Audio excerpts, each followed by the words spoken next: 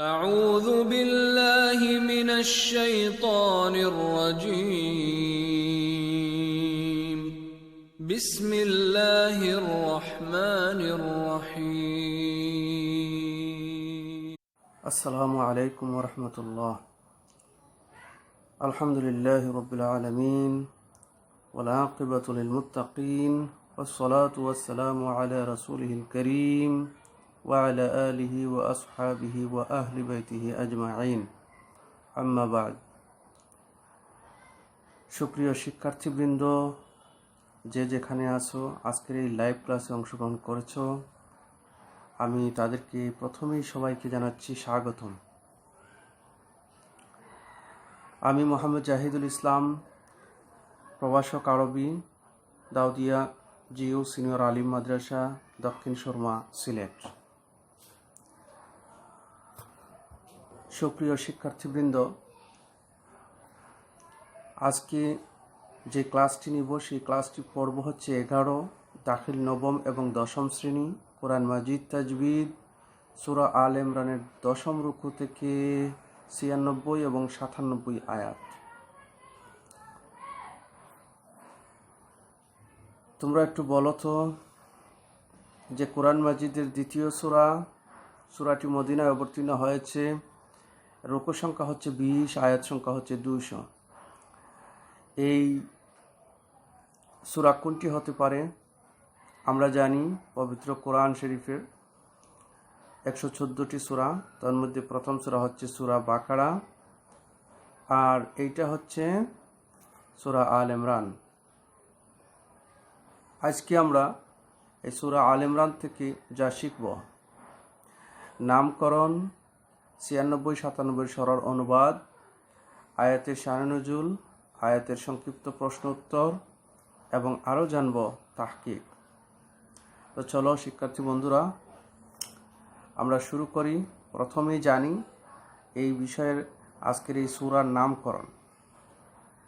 নামকরণ নিয়ে এখানে একটি সুন্দর ধারণা আমরা ইতিপূর্বেও পেয়েছি। সূরা আল ইমরানের 33 নম্বর আয়াতে ইমরান পরিবার সম্পর্কে আলোচনা করা হয়েছে। এই ইমরান পরিবার নিয়ে আলোচনা করা হয়েছে, মহান আল্লাহ রাব্বুল আলামিন আলোচনা করেছেন একটি স্পষ্ট আয়াতের মাধ্যমে। সেই হিসাবে ইমরানের বংশধর সম্পর্কে এই আয়াতে আলোচনা করা হয়েছে, বিদায় সূরাটির নামকরণ করা হয়েছে আল ইমরান। সেই আয়াতটি হচ্ছে ইন্নাল্লাহ আস্তাফা আদামা ওয়া নূহান ওয়া আলা ইব্রাহিম ওয়া আলা ইমরান আলাল আলামিন। এখানে আলা ইমরান, এই আলা ইমরান তথা ইমরানের পরিবার সম্পর্কে আলোকপাত করা হয়েছে, সেই জন্য এই সূরার নামকরণ করা হচ্ছে আল ইমরান। তো এখানে একটি প্রশ্ন হয়, সেটা যে ইমরান কে, ইমরানের পরিচয়। এখানে ইমরানের পরিচয় আমরা পাই দুইটি মত। একটি হচ্ছে ইমরান বলতে ইমরান ইবনে মাসান, আর আরেকটি মত হচ্ছে ইমরান বলতে ইমরান ইবনে ইয়াসহার। যেমন অধিকাংশ মুফাসসিরিন কেরামগণ বলেছেন, যারা এখানে ইমরান বলতে ইমরান ইবনে মাসানকে বোঝানো হয়েছে। আবার উলামায়ে কেরামগণ, জমহুর উলামায়ে কেরামগণ, তারাও বলেছেন যে এখানে যে ইমরান বলতে হজরতে ইমরান মুসা আলাইহিস সালাম, হারুনুল ইসলামের পিতা ইমরান ইবনে ইয়াসারকে বোঝানো হচ্ছে। তো এখানে ইমরান ইবনে মাসান তিনি হলেন হজরতে ঈসা আলাইহিস সালাম এর মা মারিয়ামের পিতা ইমরান ইবনে মাসান। তো শিক্ষার্থী বন্ধুরা, আমরা এতক্ষণ জানলাম ইমরান এর পরিচয়, যে ইমরান ইবনে ইয়াসহার এবং ইমরান ইবনে মাসান। এখন আমরা আজকের এই আলোচনার 96 এবং 97 এর আয়াতের অনুবাদ জানব এবং তার আলোকে কিছু ব্যাখ্যা বিশ্লেষণ জানব। বিসমিল্লাহির রহমানির রহিম। ইন্না আউওয়ালা বাইতিন উদিয়া লিন-নাসি লাল্লাযী বিবাক্কাতা মুবারাকান ওয়া হুদান লিল আলামিন ফীহি আয়াতুন বাইয়িনাতুন মাকামু ইব্রাহিম ওয়া মান দাখালাহু কানা আমিনা ওয়ালিল্লাহি আলান নাসি হিজ্জুল বাইতি মান ইসতাতা'a ইলাইহি সাবিলা ওয়ামান কাফারা ফাইন্নাল্লাহা গানিয়্যুন আনিল আলামিন। ইন্না নিশ্চয় বা নিঃসন্দেহে, আউয়ালা প্রথম, বাইতিন ঘর, নিশ্চয় এটি সর্বপ্রথম ঘর। নিঃসন্দেহে পৃথিবীর বুকে এটি হচ্ছে প্রথম ঘর, যেটা আমরা কাবাগরকে জানি। সেই কাবাগরকে বলা হয় সর্বপ্রথম ঘর, যেটি উদিয়া নির্মিত করা হয়েছে লিন্নাস মানুষদের জন্য। মানুষদের জন্য নির্মিত করা হয়েছে। আর সেটি লাল্লাজি বিবাক্কাতা, বাক্কায় অবস্থিত। মক্কার আরেকটি নাম বাক্কা, বর্তমান নাম হচ্ছে মক্কা, আর এর আগের নাম ছিল বাক্কা। এ বিষয়ে আমরা পরের স্লাইডে আলোচনা রয়েছে, আমরা বিস্তারিত আলোচনা জানব বাক্কা নিয়ে। তো এখানে ইন্না আউয়ালা বাইতুন উদিয়া লিন্নাস লাল্লাজি বিবাক্কাতা মুবারাকান, বিবাক্কা অর্থাৎ লাল্লাজি বিবাক্কা অর্থাৎ বাক্কায় অবস্থিত সেই প্রথম ঘর পৃথিবীর বুকে, যে ঘরটি উদিয়া লিন্নাস মানুষদের জন্য নির্মিত করা হয়েছে, আর সেটি মুবারাকান বরকতময়, ওয়া হুদান লিল আলামিন, হুদান লিল আলামিন অর্থাৎ বিশ্ববাসীর জন্য পথ প্রদর্শক। তাহলে তার সরল অনুবাদ দ্বারা এইভাবে যে নিঃসন্দেহে বা নিশ্চয় প্রথম ঘর যা নির্মিত হয়েছে মানুষদের জন্য, তা মক্কায় অবস্থিত, আর তা বিশ্ববাসীর জন্য বরকতময় এবং সঠিক পথ প্রদর্শক। ফিহি আয়াতুন বাইয়িনাতুন মাকামু ইব্রাহিম, ফিহি তথায় মানে সেই কাবার,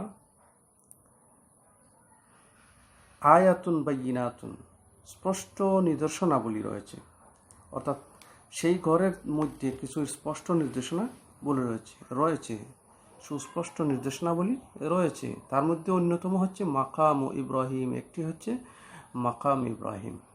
মাকামি ইব্রাহিম হচ্ছে একটি অন্যতম নিদর্শন।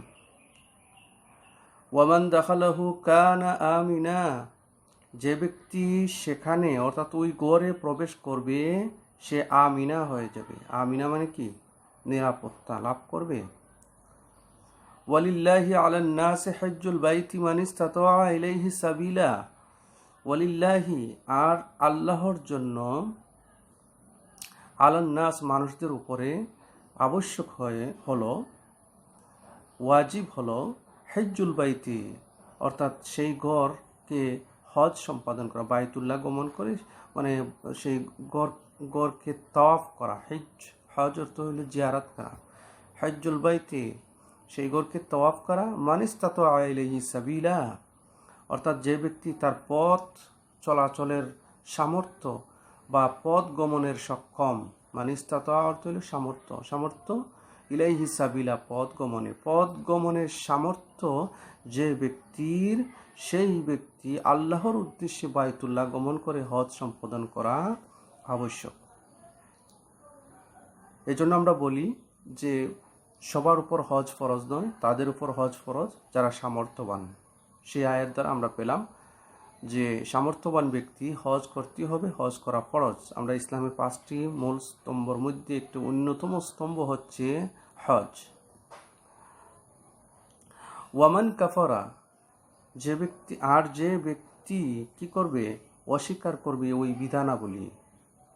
কাফারা অর্থ হলো অস্বীকার করা। ফাইন্নাল্লাহা গানিয়্যুন আনিল আলামিন, নিশ্চয়ই আল্লাহ রাব্বুল আলামিন হচ্ছেন সারা জাহান এর মধ্যে গানিয়্যুন অর্থাৎ বিরাট সম্পদশালী, অর্থাৎ তিনি মানুষদের মধ্যে কারো কাছে মুখাপেক্ষী নন।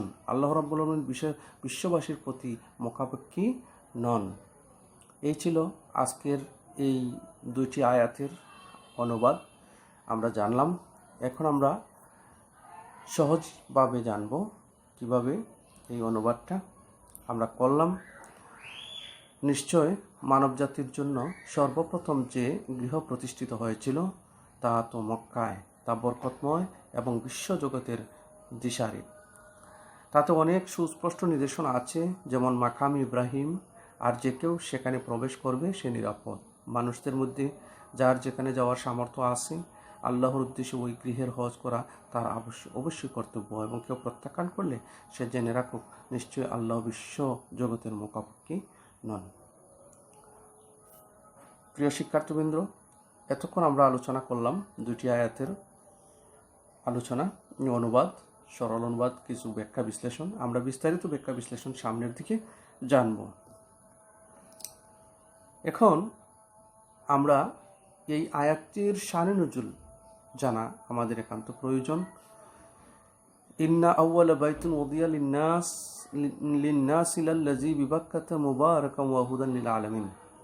এখানে এই আয়াতের শানে নুজুল সম্পর্কে যে সাফওয়াতুত তাফসীর গ্রন্থে বলা হয়েছে সেটি হলো, মদিনার ইহুদিরা রাসূলে পাক নূরে মুজাসসাম সাল্লাল্লাহু আলাইহি ওয়াসাল্লাম দরবারে উপস্থিত হয়ে বলল যে বাইতুল মাকদাস হলো সব নবী রাসূলের একমাত্র কিবলা, এটি সর্বপ্রথম মসজিদ, অতএব এই মসজিদে কিবলা হিসেবে গ্রহণ করার জন্য সর্বাধিক যোগ্য। কিন্তু তা সত্ত্বেও কিভাবে আপনি সালাতের মধ্যে বাইতুল মুকদ্দাসের দিকে মুখ ফিরিয়ে পরিত্যাগ করেছেন?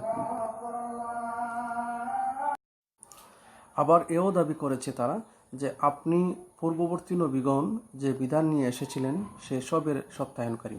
তাদের এই ভ্রান্ত দাবির পরিপ্রেক্ষিতে মহান আল্লাহ সুবহানাহু ওয়া তাআলা এই আয়াত নাজিল করেন। আমরা এখন সংশ্লিষ্ট কিছু প্রশ্নের উত্তর রয়েছে, খুবই গুরুত্বপূর্ণ সেই প্রশ্নের উত্তর আমরা একটু জানব। প্রথম যেই প্রশ্নটা আমরা এনেছি সেটা হলো যে আয়াতে মুবারাকান বলতে কি বোঝানো হয়েছে, অর্থাৎ মুবারাকান ওয়া হুদান লিল আলামিন আয়াতের একটি অংশ, সেই অংশর মুবারাকান শব্দ বলতে কি বোঝানো হয়েছে। লক্ষ্য করো প্রিয় শিক্ষার্থীবৃন্দ, মুবারাকান শব্দটি বাক্যে হাল, শব্দটি আল বারকাত থেকে গঠিত। বারকা যার শাব্দিক অর্থ হলো বৃদ্ধি পাওয়া, সৌভাগ্য ইত্যাদি। পবিত্র কাবা গৃহকে মহান আল্লাহ সুবহানাহু ওয়া তাআলা মোবারক করে বানিয়েছেন। এর ব্যাখ্যায় মুফাসসিরগণ বিভিন্ন কথা বক্তব্য তুলে ধরেছেন। তার মধ্যে যেমন আল্লামা জামাকশারি রহমতুল্লাহ বলেছেন যে কাবা গৃহ হলো যে কাসীরাতুল বারকা, অর্থাৎ অধিক কল্যাণ বিশিষ্ট। যে ব্যক্তি এই ঘরে হজ করে, উমরা করে, ইতিকাফ করে, এ ঘরের চতুর্দিকে তাওয়াফ করে, তার অনেক পুণ্য লাভ হয়, তার পাপ মোচন হয়, যা অন্য কোনো মসজিদে হয় না। এরপর ডক্টর আলী সাবুনি বলেছেন যে হজ ও উমরাকারীদের জন্য কাবাগর অনেক কল্যাণময় ও উপকারী হিসেবে বানানো হয়েছে। এরপর তাফসিরে জালালাইন শরীফে বলা হয়েছে যে মুবারাকান অর্থ হলো যা বারকাত, যে বরকত হজ ও উমরাকারীগণ লাভ করে থাকেন। এখানে আমরা এতক্ষণ জানলাম যে বারকাত অর্থাৎ মুবারাকাত এর বলতে কি বোঝানো হয়েছে এই বিষয়ে। এখন আমরা আরেকটা বিষয় জানবো, সেটা হলো ফিহি আয়াতুন বাইয়িনাতুন মাকামু ইব্রাহিম। এখানে আয়াতুন বাইয়িনাত বলতে কি বোঝানো হয়েছে? আয়াতুন বাইয়িনাত অর্থাৎ এই সুস্পষ্ট নিদর্শনাবলী বলতে কি বোঝানো হয়েছে? এই আয়াতে পবিত্র কাবার বিভিন্ন নিদর্শনের কথা বলা হয়েছে। আয়াতের মাকামু ইব্রাহিম অংশটি হচ্ছে আয়াতুন বাইয়িনাতুন থেকে আতফে বায়ান হয়েছে। ফলে প্রশ্ন জাগে যে মাকামু ইব্রাহিম যেখানে বহুবচনের, সেখানে কিভাবে এক বচন তথা মাকামু ইব্রাহিম দ্বারা বহুবচনের বর্ণনা করা বৈধ হবে? এ প্রশ্নের উত্তরে আল্লামা জামাকশারি রহমতুল্লাহ দুইটি দিক উল্লেখ করেছেন। তার মধ্যে একটি দিক হচ্ছে যেহেতু মাকামে ইব্রাহিম হজরত ইব্রাহিম আলাইহিস সালামের নবুয়তের বড় প্রমাণ, তাই একক মাকামে ইব্রাহিমকেই অনেক নির্দেশনাবলীর স্থলাভিষিক্ত করা হয়েছে। যেমন মহান আল্লাহ রাব্বুল আলামিন বলেছেন ইন্না ইব্রাহিম কানা উম্মাতান কানিতান। এখানে একা ইব্রাহিম আলাইহিস সালাতু ওয়াস সালামকে উম্মাত বলা হয়েছে। আরেকটা বিষয় হচ্ছে সেটা যে মাকাম ইব্রাহিম একাধিক নিদর্শন অন্তর্ভুক্ত করে। যেমন শক্ত কঠিন পাথরের পদচিহ্ন একটা নিদর্শন, পাথরের গায়ে টাকনু পর্যন্ত ডেবে যাওয়া আরেকটা নিদর্শন। তাই এর দ্বারা আয়াত বাইয়িনাত এর বর্ণনায় বিশুদ্ধ হয়েছে। আরেকটা বিষয়, সেটা ডক্টর আলী সাবুনি তিনি একান্তইভাবে বলেছেন এই বিষয়ে, সেটা হলো কাবাগৃহে ও তার আঙ্গিনায় এমন অনেক সুস্পষ্ট আলামত রয়েছে যেগুলো অন্যান্য মসজিদের উপর কাবাগৃহের শ্রেষ্ঠত্ব সম্মান নির্দেশন করে। এসব আলামতের একটি হলো মাকাম ইব্রাহিম, আরও রয়েছে যেমন জমজম, হাতিম, সাফা মারুয়া পাহাড়দ্বয়, হাজর আসওয়াদ। এইসব নির্দেশনের কারণেই কাবাগৃহ কিবলা হওয়ার সর্বাধিক যোগ্য। তাই আমরা এতক্ষণ বুঝলাম যে মাকামে ইব্রাহিম সকল নির্দেশনাবলীর মধ্যে অন্যতম বা একটি নির্দেশন কেন আনলেন, সেই আনার জন্য সেই বিষয়ের একটি ব্যাখ্যা আমরা জানলাম। এখন আমরা জানব যে মাকামে ইব্রাহিম এর পরিচয়। মাকামে ইব্রাহিম নিয়ে আলোচনা হয়েছে, আমরা তার পরিচয় একটু সংক্ষিপ্ত আকারে আমরা তার পরিচয় জানব। মাকাম শব্দটি হচ্ছে মফউল ওজনে জরফে মাকান বাচক বিশিষ্ট বা বিশেষ্য। এটি মূলে ছিল যে মাকুম এর শাব্দিক, মাকুম যার মূলে ছিল মাকুম এর শাব্দিক অর্থ বা লুগাতি অর্থ হচ্ছে যে দাঁড়ানোর স্থান বা খাড়া হওয়ার স্থান। আয়াতে মাকাম ইব্রাহিম বলতে যে স্থান বোঝানো হয়েছে সে সম্পর্কে মুফাসসিরিন কেরামগণ অভিমত ব্যক্ত করেছেন। 1 নম্বর, ডক্টর আলী সাবুনি তিনি বলেন যে ওয়াহুয়াল্লাযী কামা আলাইহি, অর্থাৎ হযরত ইব্রাহিম আলাইহিস ইসলাম কাবাগরের ভিত্তি দেয়ালের উত্তোলনের সময় যার উপর দাঁড়িয়েছিলেন, আর তা হলো একটি পাথর, যে পাথরের গায়ে তার সুস্পষ্ট পায়ের চিহ্ন রয়েছে। 2 নম্বর, আল্লামা জামাখশরী রহমতুল্লাহি বলেছেন হযরত ইব্রাহিম আলাইহিস ইসলাম যখন কাবা শরীফের ভিত্তি উত্তোলন করতে পাথর উপরে উঠাতে অক্ষম হয়ে পড়েছিলেন, তখন তিনি এই পাথরের উপর দাঁড়িয়েছিলেন, ফলে তাতে তার 2 পা অনেকটা দেবে গিয়েছিল। তারপর আমরা এতক্ষণ জানলাম যে বিষয়ে মাকামে ইব্রাহিমের সংক্ষিপ্ত পরিচয়, কিভাবে এই মাকামে ইব্রাহিম আমরা তো সংক্ষিপ্তভাবে জানলাম। মাকাম দাঁড়ানো, দণ্ডায়মান হওয়া, আর ইব্রাহিম আলাইহিস ইসলাম যে জায়গায় বা যে পাথরের উপরে দণ্ডায়মান হয়ে এই কাবাগর পুনঃসংস্করণ করার জন্য বা কাবাগর নির্মাণ করেছিলেন, সেই জন্য সেই স্থানটিকে বলা হয় মাকামে ইব্রাহিম। এখন আমরা বাক্কাতা, আমরা আয়াতের মধ্যে পেয়েছি যে বাক্কা যে মক্কার আরেকটি নাম, সেই বিষয়ে জানব। মক্কা নগরীর আরেক নাম হচ্ছে বাক্কা। এর অর্থ হচ্ছে ভেঙ্গে ফেলা। যেহেতু মক্কা অনেক জালেমের অহংকার ভেঙ্গে দিয়েছে, তাই মক্কার আরেক নাম হচ্ছে বাক্কা। যেমন আব্রাহা বাহিনীকে নির্মূল করা হয়েছে। অপর অর্থ হচ্ছে চুষে নেওয়া। মক্কা যেহেতু পাপ চুষে নেয়, তাই তাকে বাক্কা বলা হয়। তো শিক্ষার্থী বন্ধুরা, আমরা এতক্ষণ এক এক করে কিছু সংক্ষিপ্ত আকারে প্রশ্ন জানলাম। এখন আমরা জানব তাহকিক, কিছু গুরুত্বপূর্ণ বিষয়ের তাহকিক জানব। যেমন প্রথমে মুবারাকা, এটা হচ্ছে ওয়াহিদে মুজাক্কারের সিগা, বহস ইসমে মফউল, বাবে মফআলা, মসদার আল মুবারাকা, মাদ্দা বারাকাফ, জিন সহি, অর্থ হচ্ছে বরকতময়। বাইয়িনাত বহুবচন, একবচন হচ্ছে বাইয়িনা, অর্থ হচ্ছে নিদর্শন সমূহ। এরপর ইস্তেতা সেটা হচ্ছে ওয়াহিদে মুজাক্কারে গায়েব, বাহস মাদি মুসবাত মারুফ, বাব ইস্তিফাল, মসদার আল ইস্তেতাআত, মাদ্দা হচ্ছে তোয়া ওয়াও আইন, জিন্স আজওয়াফে ওয়াবি, অর্থ সে সক্ষম হলো। এখন তোমাদের জন্য আমি একটি বাড়ির কাজ রেখেছি। এতক্ষণ যা আলোচনা করলাম, এতক্ষণ যা আলোচনা হলো, সেই আলোচনার পরিপ্রেক্ষিতে এখন তোমাদের জন্য কাজ হচ্ছে তোমরা যাতে বাড়িতে বসে আমার এই ক্লাসটি যেভাবে উপলব্ধি করেছো সেইভাবেই তোমরা এতক্ষণ যা আলোচনা করছি সেই আলোচনার পরিপ্রেক্ষিতেই তোমরা এই প্রশ্নের উত্তরটি সুন্দর করে খাতায় লিখে নেবে।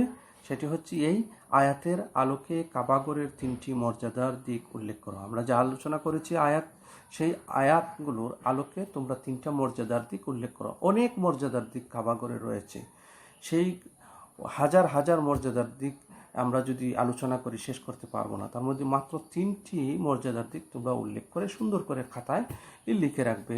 আমি আশা করছি তোমরা এই কাজটি করবে।